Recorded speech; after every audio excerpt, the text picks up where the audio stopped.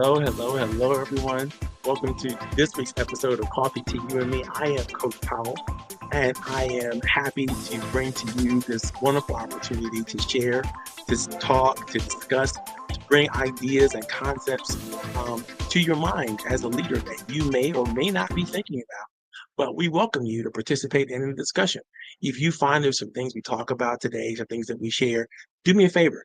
Don't keep it a secret. Make sure that you tell other people that you know that might be excited about what we're talking about to come into the group, come into the moment, come into the opportunity with you. Share this, like it, thumbs up, give it a whole bunch of shout outs, whatever you like to do to spread the word. We don't want to keep this a secret. We want to make sure that everybody that we can touch, we do touch because it's hard enough to be in business. Most of us are micro businesses. Over 80% of us are micro businesses, and we're in business by ourselves, and we don't always get a chance to collaborate or communicate well with others. So this is a space that's entrepreneur friendly. We want to make sure that everyone who wants gets a chance to participate, to play, to enjoy everything we bring to the table so that they can do what they need to do to be better at whatever it is they're good at. So let's make sure that, if you're following us from someplace else, if you're following us from someplace that we haven't heard of or someplace that's even new, make sure you put your information in the chat. Put your business in the chat. Put your name in the chat. The city you're looking in, where you're calling from, put it in the chat. Now, today's topic is pretty exciting. And I want to talk to you about it because it's a furtherance of what we've already discussed. You know, we've made a big deal in the last few weeks about how the VisionQuest 90 process can help anyone plan and execute better, right? That's what it's all about. It's about planning and execution and making sure you're doing the things that you need to do to plan appropriately and correctly for whatever you're doing. And this doesn't work. Works not just for business. It works for everything. Anything you have to plan, any role that you're playing, any vision you have. If you use this process, I promise you're going to check off all the boxes that you need to check off to give yourself and everybody around you a higher sense of safety and a higher sense of connectedness, and even in some cases, a sense of belonging to what you're doing and what you're experiencing and what you're bringing to the table. Super, super important that you do everything you can to involve as many people as you can that are important to your vision. Not just anybody, everybody, but people, again, who have something to bring to the table, something that they can offer that would make your mission, your vision, your goals, your achievements even stronger. And it's super important that you really think through who those people might be, and you have a system or a thought process or some type of strategy to onboard them and bring them in to your vision, bring them into your plans and be a part of whatever it is that you're doing. Okay, but today we're going to talk about something special. We've talked about building community and what it is, what it means to build community. A couple weeks ago, we defined what we thought community might be and how it can help you in your business and in your world begin to establish relationships and connections and commitments with others. We talked about how important cooperation was. And we shared a little bit about what convergence might have, what convergence might mean in the planning for the development of community. And then on next week, we're going to talk a little bit even more about what it means to create a collaborative team. Cooperation, convergence, and collaboration. All of the 3 points that are needed to really flesh out what's meant and what's needed to create the great kind of community that you have to create around you. And I believe that leaders today need to become even better than they've ever been before at developing that sense of esprit de corps, that sense of team, that sense of belonging, that sense of community. Today, we're going to talk very specifically about convergence and how people, ideas, concepts come together.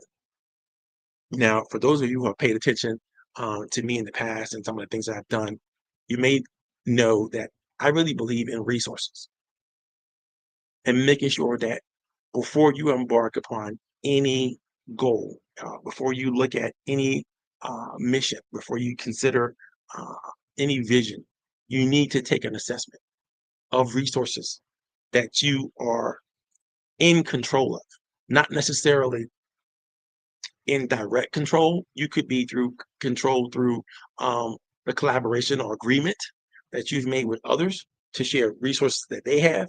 But you need to figure out what all the resources that you have you're capable of marshaling before you even set down the plan. Part of planning is taking that assessment of what it is that you really have, what it is that you really have to work with. I mean, what are the time honored things that that you can get control of. And I always say to people, everybody has resources. We all have time. We all have some talent, and we all have treasure. Treasure is anything tangible that could be used as a value proposition. It could be money, it could be property, it could be connections, even. Um, but you have to know what your resources are. You have to know about the time that you have to play with. You have to know about the talent that you have, the gifts that you have, you bring to the table, and you have to know about um, the treasure that you might want to bring, and the treasure that comes through you and from you and working with you. So let's make sure we honor those things and make sure we understand those things as you move forward. When you're thinking about resources, I want you to think about how you use them. So again, last week we talked about cooperation. This week we're going to talk about convergence. And what do I mean by convergence? There are a lot of different thoughts and ideas when it comes to convergence, but some of the best, I think some of the best two quotes that I pulled together kind of explain really well, or at least frame really well, this notion of convergence. One is from Neil Donald Walsh. Neil Donald Walsh says, there are no coincidences in the universe, only convergences of will, intent, and experience. Let me repeat that for you. There are no coincidences in the universe, only convergences of will, intent, and experience. Now, it sounds like Neil Donald Walsh is talking about accidental happenings where some ideas, will, intent, and experience come together. And what we found, and what I found, I will tell you in my coaching practice, over the last few years of working with leaders from all over the world, I found that the best ideas, the best concepts, the best strategies often come from those accidental happenings, right? You didn't plan to bring together all the ideas that have been brought together to create everything that you've created, everything that you've been responsible for, everything that you've been a part of. You didn't necessarily plan all that because there was no way to know that when you brought these things together, that the occurrence or the positioning or the opportunities that came forth out of that would actually come forth. In most cases, it was a best guess. Somebody wrote down some thoughts, some ideas, decided they want to execute the plan, and then they brought some various different forces together, and something special happened, something unique, something that could have only happened when you brought those things together. It's an accidental occurrence that you could plan to do a lot of things. You could plan to bring ideas and concepts together. You could plan to bring people together. You could plan to bring all your resources together. But you can't always plan exactly what happens as a result of the coming together. You certainly can't always control what happens when you bring things together. So I want you to keep that thought in mind as we go through this second uh, concept or second idea about convergence that I want you to think about. Joshua Lederberg says, try hard to find out what you're good at and what your passions are and where the two converge, and then build your life around that, right? Lederberg is a believer that, yes, you can bring these ideas together, but it's hard to build anything beyond that convergence until it happens, right? And so, while Walsh might suggest that it's an accident, kind of waiting to happen that you have no control over, Letterberg would suggest that, yes, it's still an accident, but you can endeavor to bring things together and people together and then try to control what happens as a result of it. Now, often convergence works in a negative way because the shock of what we've brought together to form a new whole is so different. It radiates such a different energy than we thought it would, um, that teams kind of cave under the process sometimes.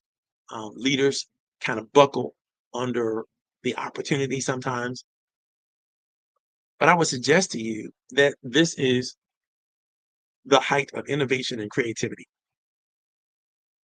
It is through what might seem to be chaos that new ideas, new strategies, new processes, new energies are then formed and in some cases born.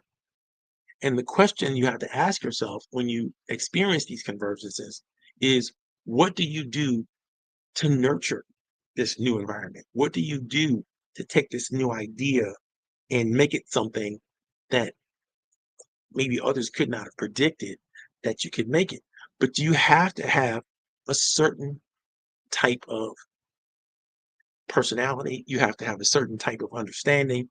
You have to have certain access to certain tools to really, really do this. And what I mean by that is you have to understand what marshaling a convergence might mean and what you might be able to do with it. And here are some key ideas about that. Because convergence always involves a synthesizing of various different ideas, technologies, and strategies.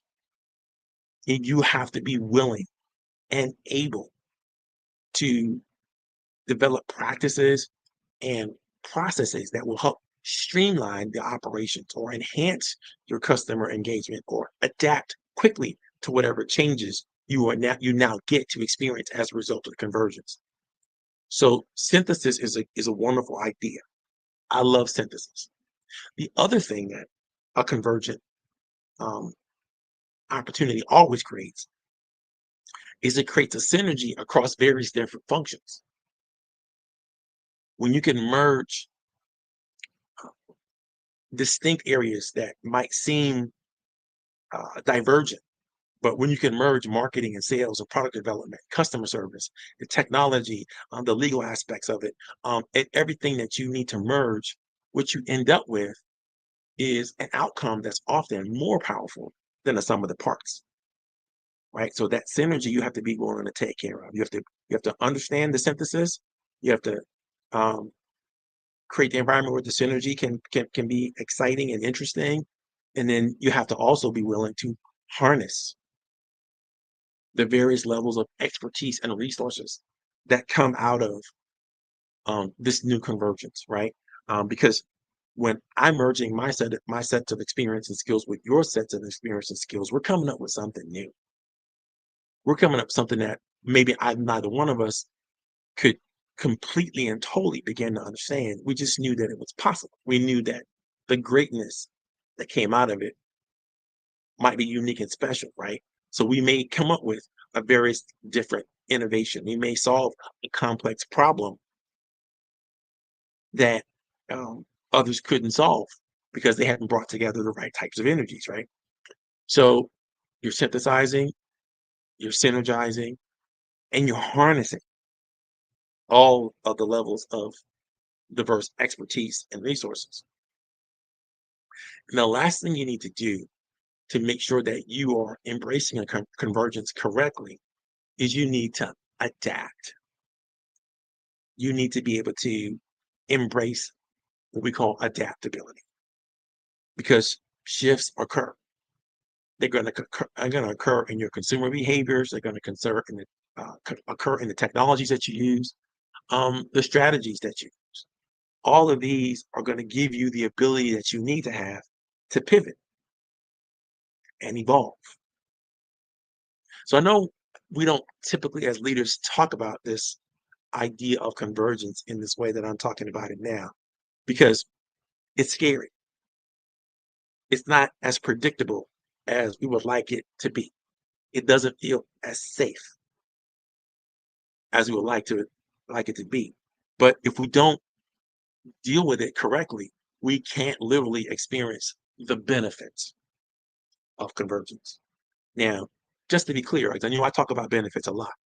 A benefit is something that exists after you do the thing that you do. It's the feeling that people get after they participate in understand uh, the amazing things that you bring to the table, you and your team, right? It's a benefit. After you've done it, how do they feel? What can they be, do, or have that they couldn't be, do, or have before you did the thing that you do, right? And so you have to understand what the benefits are that you offer. And a new convergence kind of makes it difficult because you don't know what the benefits can be, but you need to pay attention because the benefits to you as the keys to the convergence are literally always the same. And you're going to experience these benefits in various and different degrees, but they're always the same. There's 6 core benefits to every convergence. The first core benefit is done well, the convergence will always help you streamline operations and efficiencies, right? Convergence doesn't create waste. It creates new energy. It creates new opportunities. It's by merging your different systems and your tools and your processes and your data together. It speeds up decision making, but it also curtails costs, transforming what resources that you may have had as scattered into a unified, agile operation. That's the first key benefit of convergence, streamlining operations and efficiency. Not only do you streamline your operations and efficiency, you enhance your agility and your responsiveness. And this is something that you got to be ready for, you know, because when traditional and digital strategies come together, business usually becomes more nimble, right? When you leverage and you converge data insights, it should help you to adapt more quickly to market shifts and emerging customer trends. It should enable you to pivot without missing a beat, right? This is the nature of being a small, tight unit, right? You can really bring different ideas together in a magical way and become better. You can become agile. You can become responsive. So not only you streamline your operations and efficiency, you're enhancing your agility and your responsiveness. Number 3, what happens as a result of convergence done well, and the benefits that people receive is, your improved customer experience. People who get to work with you, people who get to work around you, people who get to benefit again, might be a part of what you call your stakeholders, right? They're going to have better journey because you've aligned all the different efforts and all the different systems that they're going to have to use and experience. And that alignment, through that alignment, they're going to get a more consistent experience. They're going to know what they can and what they cannot trust about your processes. They're going to interact, um, whether they interact online or in person, they're going to build a stronger relationship with you. It's going to boost your loyalty and will boost your customer experience in a magical way. The next thing that's going to happen, if you really are doing well with this convergence, is it's going to give you a higher opportunity to truly drive data-driven decisions because you're collecting all this intelligence, because you're using all this, all of the information that's flying around where you're able to capture it, right? You're able to have more richer and actionable insight to what you're doing. The whole goal of the Homeland Security Organization that we now have, right, was supposed to be to take all the information from all the different various intelligence agencies and bring them together in a way that will align with the U.S. making better informed decisions, fine-tuning the operations and aligning with the growth objectives that were already had. So it is important that in this converging opportunity, that you don't just get caught up in the chaos, but that you measure it, that you try to understand what's actually happening, what data is driving it, what are the forces that are making it unique and special, and figure out what you can do to make better decisions as a result of this new idea, concept, strategy that you've discovered or that you've allowed to happen or created it actually through the process of convergence. Now, number 5, it doesn't help to understand your data if you're not going to use it to foster innovation through collaboration. Right now that you have this new information, how can you build on it? What can you do to bridge gaps in technologies in different parts of your business? What can you do to bring together teams of different iterations in your organization and create higher levels of cross-functional collaboration? This allows you to take a more holistic approach, and it fuels creative problem solving and sparks innovation. And the last thing that a good convergent technology does for you, or good convergent idea and concept does for you, is it creates a competitive edge. Small businesses that successfully converge their resources are more resilient in facing competitive pressures. This in hand also creates a unified strategy and allows for superior service, adaptability with the competitors, and it positions you to brand your modern, flexible, and customer-centric processes. You see, convergence is not something to run away from. It's something to embrace. But you have to plan and you have to strategize in ways you're going to use it. Uh, because if you don't quickly, then you lose the moment, because these ideas that you brought together, these people that you brought together, these concepts, these resources that you brought together are only good for the moment that you are able to, the moments that you're able to keep them together. Because after you let them go, then the opportunities aren't as potent, they aren't as real, they aren't as tangible. You can't wrap your arms around them as well. So while you are in the moment of convergence, there are a couple of key strategies that you must be good at. And this is where you guys need to sharpen your pencils and really pay attention. Even in the midst of a convergence, you need to communicate your vision consistently. Because what you may be finding are things that take you off that vision that you have to respond to now in ways that are not conducive to you creating more belief in your mission.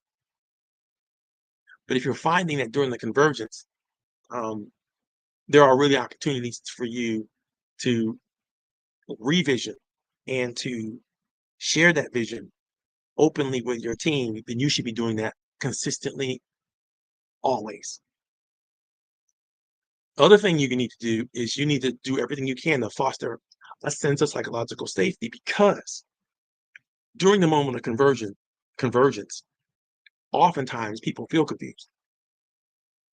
And there is that what is this new thing question that we've created. All right. And so in order for you as a leader to help people feel good about what's happening and what they're experiencing, is you need to encourage open dialogue, right? You need to let people know that it's going to be okay, that, it's okay to take some risks. It's okay to feel a little uneasy, right? And that the collaboration that you brought together is a genuine collaboration. It's not one that's built on falsities, even though you couldn't know every possibility of bringing everything together and people together. You do know that what you can do is great because of who you already are, right? Leaders have to promote a culture where team members feel comfortable sharing ideas without fear of criticism, without doubt, blame, shame, any of those negative energies that create um, a feeling of disconnection or disharmony. right? You want to foster psychological safety. You want all those neurological energies firing in the right direction. You want people to feel positive about what you're doing and where you're going, the possibilities, and you want them to have hope, and you want them to have belief, and you want them to share their ideas freely so that the best ideas and concepts can rise to the top always. That's how you can continue the convergence, right? Number three, you want to lead with transparency and integrity. You don't have to have all of the answers. Let me repeat. Leading with transparency and integrity does not mean you have all the answers, because in fact, if you say during the convergence that you have all the answers, everybody's going to know you're lying, right? But the leaders who are open and honest and consistent with their actions actually strengthen trust. This kind of trust is what's necessary to build commitment, and it reinforces a belief in your organization's goals, right? People start to see you as, human. They start to see you as connected to what they're experiencing when you can lead with transparency and integrity. The fourth strategy that you need to embrace in the middle of a convergence, during the convergence and after it, right? You have to empower and develop talent. The moment that your team starts to thrive, the moment that your team starts to experience a newness, something that's special, right? That's when your team members have the highest chance of feeling something valued, right? You need to grab that moment and invest in their training. Make sure they have proper mentorship. Lead them with opportunities that ensure that they remain engaged and motivated. Because if you don't take advantage of the situation as it presents itself, when it presents itself, then you may lose that opportunity for every person involved to experience a massive uptake in the term that, recent term that's been created in the world of talent training and development called upskilling, right? When people feel like what you've created caused them to be better at not just what they do, but who they are, then they have more loyalty, they feel more engaged, they feel more motivated to be with the team, to work with the team, to create all the energies they need to make the team even better, right? Number five, a great strategy that I suggest that every leader embrace is that they learn how to celebrate the wins, big and small. And there is no better time when you're able to find the connective tissue that drives something super special in the moment of your organization to have a party. I mean, come on, recognize that this particular energy that you now have together can be fuel that provides momentum to the next achievement and the next breakthrough and the next small step forward, right? This is what keeps the team motivated and connected to the mission. But again, you can let it pass and not find that moment to create those special opportunities because you're just trying to be productive. And I get that productivity is a thing, right? It's super, super important. But I will promise you, as teams grow bigger and better, stronger together, um, it's not just about productivity anymore. It's about a sense of belonging. It's about an understanding of who we are together, right? And those celebratory moments kind of lock in um, the we-ness of it all, and it creates a higher level of engagement for everybody involved. The sixth thing that happens, and the sixth strategy that I'm going to suggest that you fully embrace, is this notion of cross-functional collaboration. You may have encouraged people to come together. You may have encouraged these new ideas to find some new legs because they've now been able to synergize and synthesize in a way that maybe you hadn't before. But the teams that are strongest are ones that allow knowledge to continually flow freely between departments, um, to create energy where people want to come together, even when you're not around. Because what happens when you create that kind of cultivate that kind of culture around you, that cross-functional collaboration, is it breaks down all the silos. People are like, no, there's no more, this is my department, this is your department.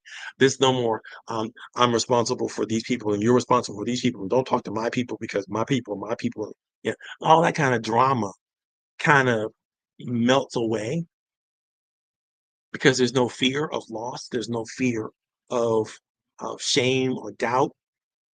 This ensuring that the diverse perspectives kind of come together, it will enhance the problem solving.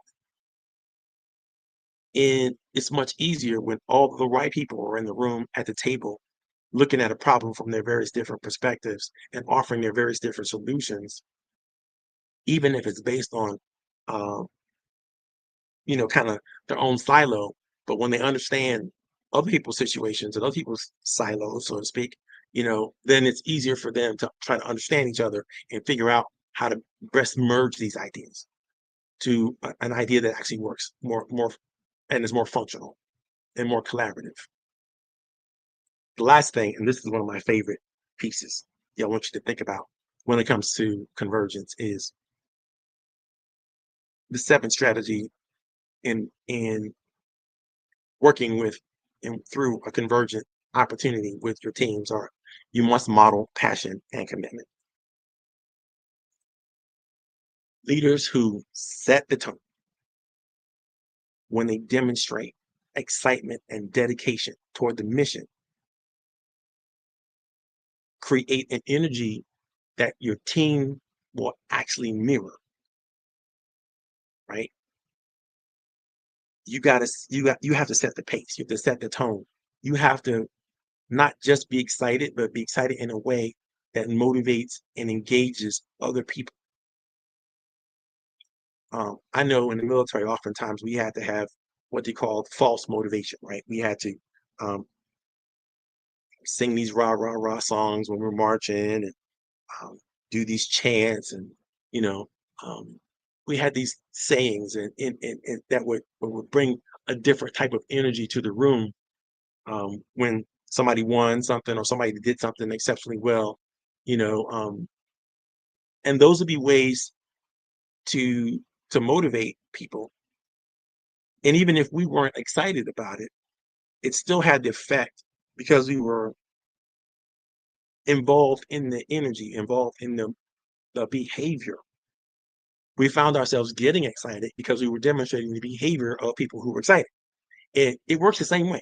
Unfortunately, human beings are that susceptible to the mirroring effect, right? So if you're in a room with somebody who is energetic, who's thought provoking, who is exceptionally passionate about something, that passion tends to rub off on you if you're open. If you're closed to it, then you're probably going to see them as just blithering idiots. But if you're open to it, that passion is gonna rub off on you, and you're gonna feel a little bit more upbeat. You're gonna have a little bit more pep in your step, and across the teams, that becomes um, an energy that's palpable. If you've ever seen a stadium when people are doing the wave together, as the stadium goes around, it goes around the stadium, it goes around, and it just keeps on going until the energy dies down and people don't want to do it anymore. But it's a powerful thing because people are all working together collaboratively. They see the wave coming and they know when it's going to be their turn, and they're anticipating it's their turn to stand up and participate and engage in this group behavior. It's almost a sense of fervor that takes over because they get excited about it, especially if the music is thumping and there's nothing going on in the game that's so exciting. But it's more exciting just to be in a celebratory moment with a whole group of people, and it's a human energy that can take over and mean a whole lot to an experience that others might have.